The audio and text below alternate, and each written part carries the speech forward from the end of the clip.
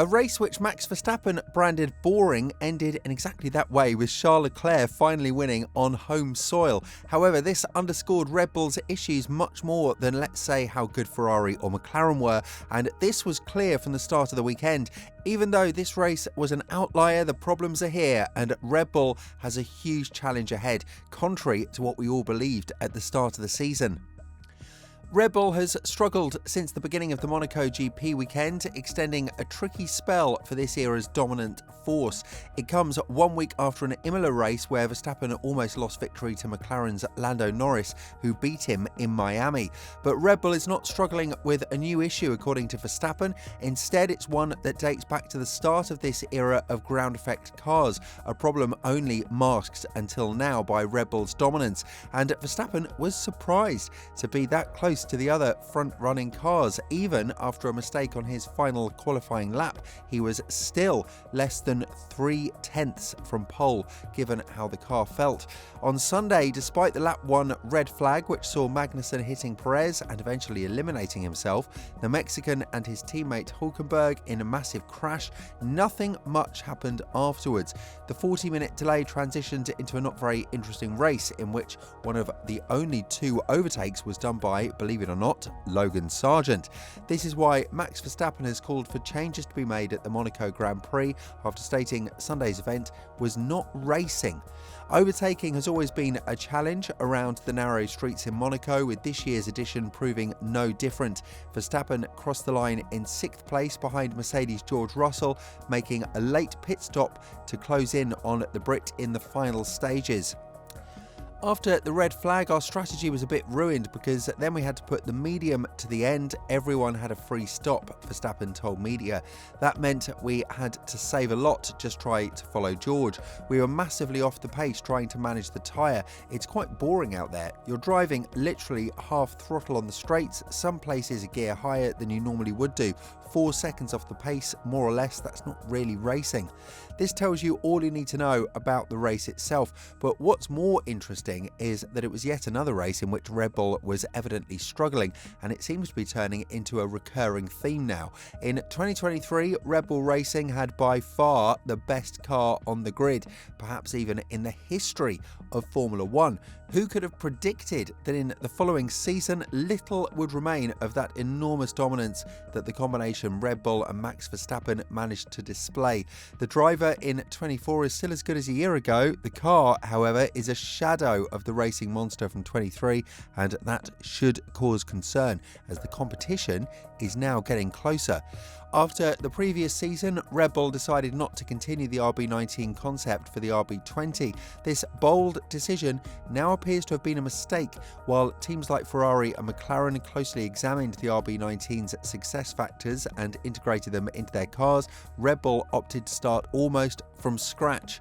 Initially, the season looked promising for the Austrians, but as their competitors have steadily introduced updates, Red Bull have been struggling more and more each week. Red Bull had hoped to address the RB19's weaknesses over the winter, but it is now clear that they have not succeeded. Although Verstappen currently leads the World Championship, the ongoing issues suggest that maintaining this lead and securing the title will be far from easy. This weekend has proved further evidence supporting the notion that the competition is tightening up. While Verstappen and Red Bull are still expected to secure numerous victories, the threat of other teams claiming wins has intensified.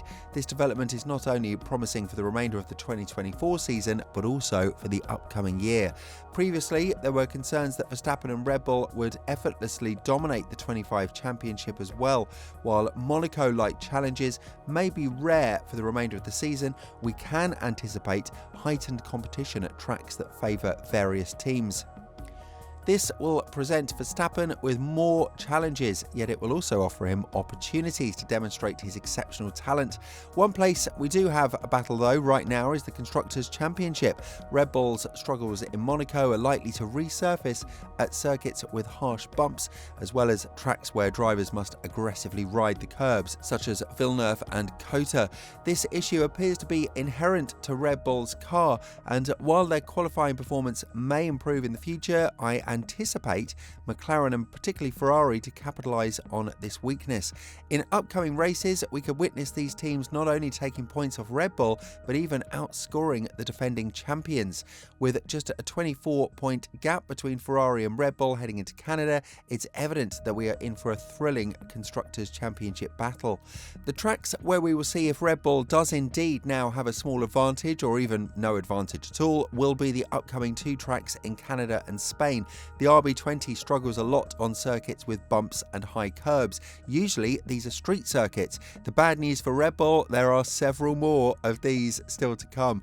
The Grand Prix in Canada is also likely to be a challenge for Verstappen and co, as are the races in Azerbaijan, Las Vegas and Singapore. But the road surface is certainly not in the Bull's favour in Brazil either. With disappointing results at these tracks, a championship lead is easily wasted.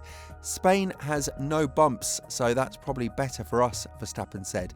But there are some tracks, of course, where there are bumps, so you have to ride curbs. It's definitely a few tracks on the calendar that are not ideal for us, but probably there are also some races that will suit our car probably again more. But we know where we have to work on. There's one clear direction where I think we're still lacking quite a bit of performance. So already, if we can fix that, our car will be better in general on every single track. But look, Red Bull still has the strongest race package and enjoys a significant DRS advantage. This has become a qualifying asset for them, enabling Max to stay either close to the front or secure pole position, aiding in track position maintenance at the start of races. Moreover, during races, the effect of Red Bull's DRS is so potent that it's rare to see any car able to fend off their advances once within range. Couple this with their exceptional tyre management and it does become a formidable combination. However, 2024 doesn't exude the same air of inevitability in terms of performance as it did last year. Cracks have begun to surface. Max has encountered errors in both qualifying and races over the past 3 weekends, coinciding with McLaren and Ferrari's resurgence, and it seems that for Red Bull to truly contend for both championships, they may need to designate one driver to back if they hope to challenge Max effectively. In normal circumstances, you'd take P6, knowing that you are still leading the championship by quite the significant margin, and you'd move on to the next race.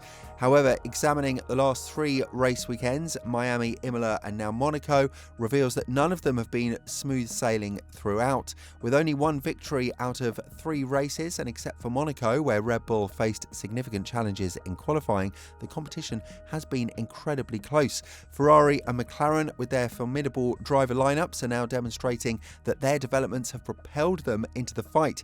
This shift in dynamics will prompt Red Bull to reconsider their approach and decision making. During periods of dominance, such as Red Bull's and Verstappen's in recent seasons, the team's development direction has been relatively straightforward. However, going forward, it will be far more complex. This sets the stage for an intense challenge from Ferrari and McLaren as the season progresses. The funniest thing is that perhaps Jos Verstappen's concerns about Red Bull's internal dynamics are proving to be true, and the team is really beginning to implode. Just imagine what a turn of events that would be, but only time will tell, as we have 2 upcoming races on tracks that suit the RB20 much more than Monaco. What do you think? Is Red Bull really losing its advantage, or is this just a bump in the road for the Milton Keynes team? Let us know down in the comments below, and we'll see you soon in the next video.